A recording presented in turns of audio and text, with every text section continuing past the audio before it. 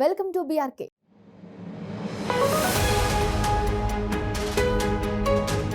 ప్రస్తుతం సమాజంలో ఎక్కువ శాతం యువత మద్యానికి అలవాటు పడుతున్నారు.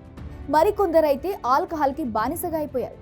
ఆరోగ్య నిపుణులు, డాక్టర్లు ఆల్కహాల్ తాగడం ప్రమాదకరమని తెలిసినా ఎవరూ లెక్క చేయట్లేదు.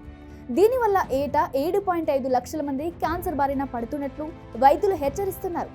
తాజాగా మద్యం సేవించడం వల్ల ప్రాణాంతకమైన జబ్బు వస్తుందని వైద్యులు హెచ్చరిస్తున్నారు. సిగరెట్, పొగాకు క్యాన్సర్ కు కారణమవుతాయనే అవగాహన చాలా మందికి ఉంది. అయితే మద్యం విషయంలో మాత్రం భిన్నమైన మాటలు వినిపిస్తుంటాయి. రోజు కొంత మోతాదులో మద్యపానం సురక్షితమేనని, రెడ్ వైన్ ఆరోగ్యానికి మేలు చేస్తుందనే రకరకాల ప్రచారాలున్నాయి. ఈ ప్రచారాలను అమెరికా సర్జన్ జనరల్ తాజా నివేదిక కొట్టిపారేసింది. మద్యం వల్ల రొమ్ము, పెద్దపేగు, అన్నవాహిక, కాలేయం, నోటి క్యాన్సర్ వచ్చే ప్రమాదం పెరుగుతుందని చెబుతున్నారు. భారత్లో ఆల్కహాల్ వల్ల 62,000, చైనాలో 2.8 లక్షల మందికి క్యాన్సర్లు సోకుతున్నట్లు వెల్లడించారు. మద్యపానాన్ని నివారించడం ఎంతో ముఖ్యమని సూచిస్తున్నారు.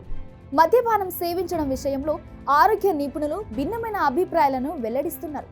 కొందరు మద్యం తాగితే మంచిదని, మరికొందరు మద్యం ఆరోగ్యానికి చెడు వ్యసనమని అంటుంటారు. కాగా ఇదే వాదనపై ఆరోగ్య నిపుణులు ఏంటి అని తేల్చి చెప్పేశారు. సమాజంలో చాలా మంది మద్యపానం చేస్తుంటారు. కానీ నిపుణులు మాత్రం మద్యపానంలో సురక్షిత మోతాదు అనేదేమీ ఉండదని, ఎంత తాగినా ఆరోగ్యానికి నష్టం తప్పదని స్పష్టం చేశారు. పొగాకు లాగానే మద్యపానం కూడా క్యాన్సర్కు కారణమవుతుందని స్పష్టం చేసింది. మద్యపానంతో క్యాన్సర్ ముప్పుపై America surgeon general doctor Vivek Murthy ఒక నివేదికను విడుదల చేశారు. అమెరికాలో వైద్యపరంగా సర్జన్ జనరల్ హోదా కీలకమైనది. దేశాధ్యక్షుడు స్వయంగా నియమించే సర్జన్ జనరల్ దేశ ప్రజలకు అవసరమైన ఆరోగ్య మార్గదర్శకాలను జారీ చేస్తారు.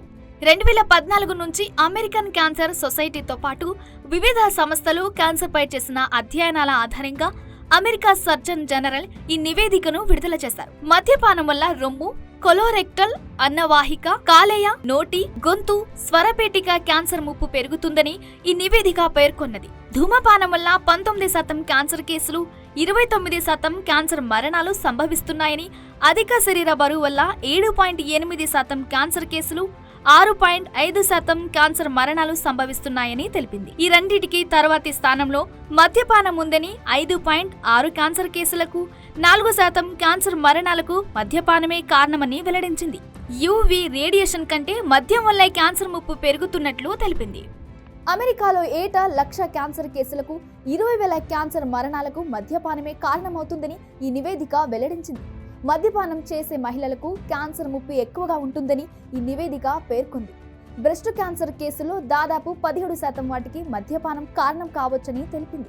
మహిళలు వారానికి కేవలం 2 డ్రింక్స్ తీసుకోవడం వల్ల క్యాన్సర్ ముప్పు పురుషుల కంటే వారిలో ఎక్కువగా ఉంటుందని వెల్లడించింది. ఇక మరిన్ని వీడియోస్ కోసం మన బీఆర్కే న్యూస్ ఛానల్ను సబ్స్క్రైబ్ చేయండి. మీకు వీడియో ఎలా అనిపించిందో కామెంట్ బాక్స్లో అభిప్రాయం తెలియచేయండి. అంతవరకు చూస్తూనే ఉండండి బీఆర్కే న్యూస్ తెలుగుడి సత్తా.